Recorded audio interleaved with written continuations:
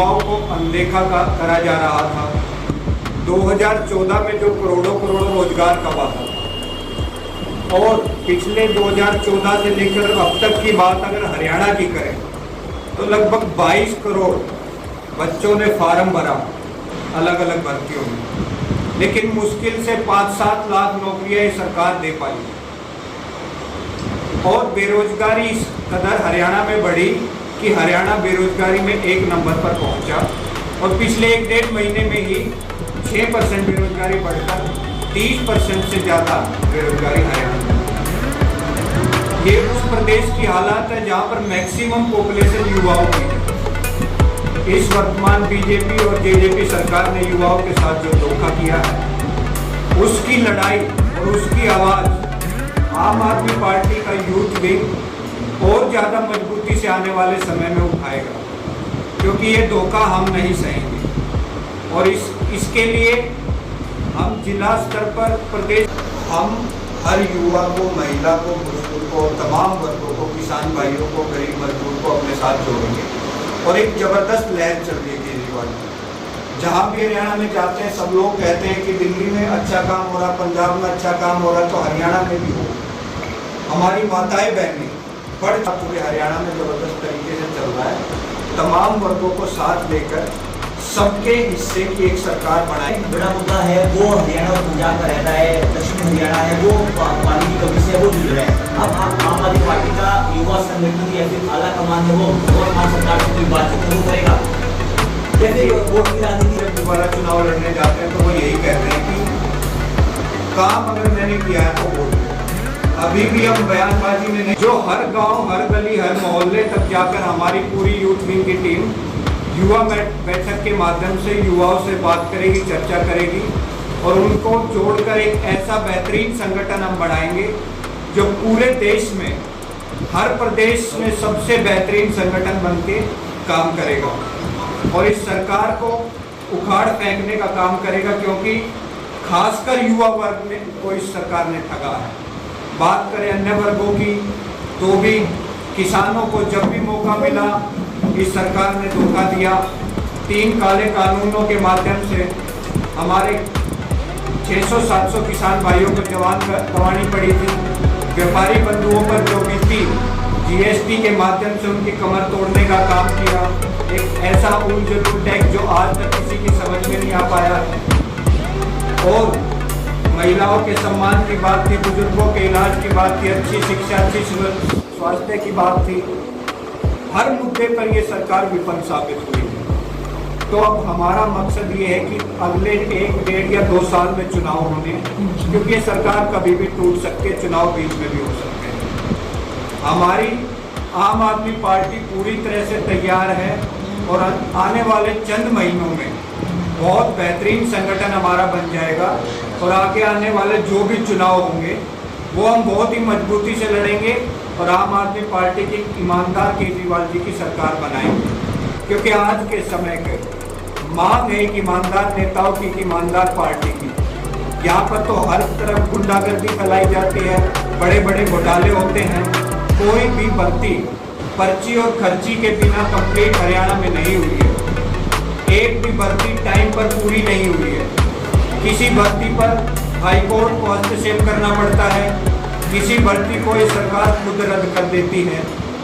और गुंडागर्दी इस हालात में है कि फ़ोनों पर फिरौतियाँ मांगे जाने लगी, पिस्तौल के माध्यम से फिरौतियाँ मांगी जा रही हैं। सोनीपत की बात करें तो यहाँ के विधायक को इस कदर धमकियाँ मिली कि जो विधायक पूरी जनता का संरक्षण करता है वो अपने परिवार का संरक्षण करने में भी नाकाम साबित हुआ और उन्होंने अपना इस्तीफा तक भी ऑफर किया। किस कदर गुंडागर्दी इस प्रदेश में बढ़ रही है। तो इन सब मुद्दों को हमारी यूथ विंग आने वाले टाइम में उठाएगी। हमारे हर एक अच्छे काम पर सवालिया निशान उठाते हैं। दिल्ली में हमने अच्छी शिक्षा दी, अच्छा स्वास्थ्य दिया, अभी पंजाब में हम वही कर रहे हैं। हमारे 75 मोहल्ला क्लिनिक वहाँ पर खुलने जा रहे हैं, ये उंगलियाँ उठाते हैं। इनकी सरकार सेंटर में है और हरियाणा में है, तो ये बताओ यहाँ पर स्वास्थ्य की क्या हालत है, यहाँ स्कूलों की क्या हालत है। हर एक स्कूल में पानी भरा हुआ था बारिश के। 5 मिनट की बारिश होती है तो कमरों की हालत क्या हो जाती है, वहाँ पर जलमग्न हो जाते हैं। टीचरों को कुर्सियों के माध्यम से क्लासरूम तक जाना पड़ता है। किसी स्कूल में गोसे भरे हुए हैं, किसी स्कूल में तो धान बो दिए हैं प्रदर्शन के तौर पर लोगों ने। शिक्षा मंत्री के वहाँ पर कुछ स्कूलों की हालत क्या है, मनोहर लाल खट्टर जी के एरिया में स्कूलों की हालत क्या है, स्वास्थ्य की किसी भी हॉस्पिटल में प्रॉपर डॉक्टर नहीं है, प्रॉपर दवाइयाँ नहीं है। आज हरियाणा का भी इंसान, कोई भी आम आदमी दिल्ली की तरफ स्वास्थ्य सुविधाओं को लेकर भागता है। छोटे मोटे अपने आदमी को दिखाने के लिए, ऑपरेशन के लिए दिल्ली जाना पड़ता है। क्यों नहीं प्रदेश सरकार यहाँ पर अच्छी स्वास्थ्य सुविधाएं दे पाती? ये सिर्फ उंगलियां उठाते दूसरे के अच्छे काम पर, अपना कुछ भी नहीं कर पाते बीजेपी।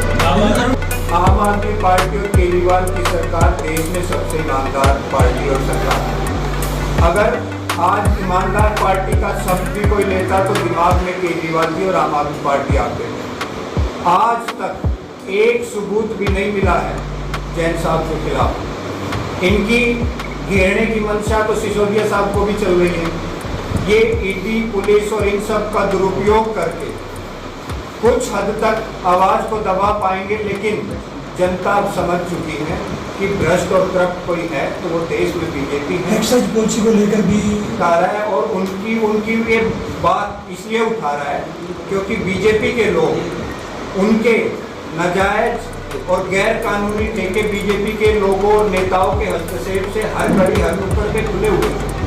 केजरीवाल साहब ने ऐसी पॉलिसी लाई कि लाइसेंस वाले ठेके वहाँ पर खुले, और ये जो अवैध धंधा शराब के कारोबार का चल रहा था, जिसमें निश्चित तौर पर बीजेपी के लोगों का हाथ था, वो बंद हो गया। उनकी ऊपर की 2 नंबर की कमाई बंद होगी तो उनको मिर्ची लगनी तो लाजमी है।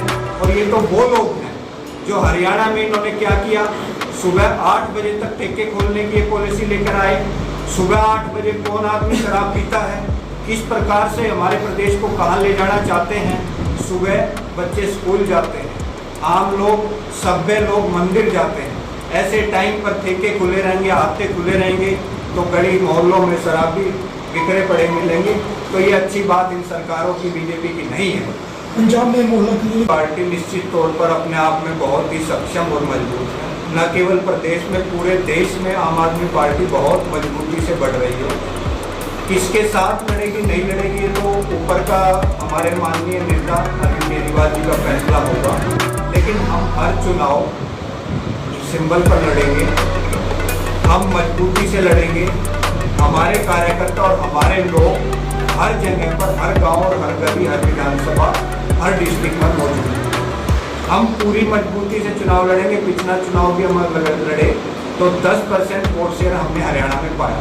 तमाम दूसरी पार्टियों का वोट शेयर गिरा है और सिर्फ आम आदमी पार्टी का वोट शेयर बढ़ा। निकाय चुनाव एक बुरी, हमारी कोई हार नहीं हुई। जैसा कि मैंने बताया कि 10% से ऊपर का वोट शेयर हमने हासिल किया।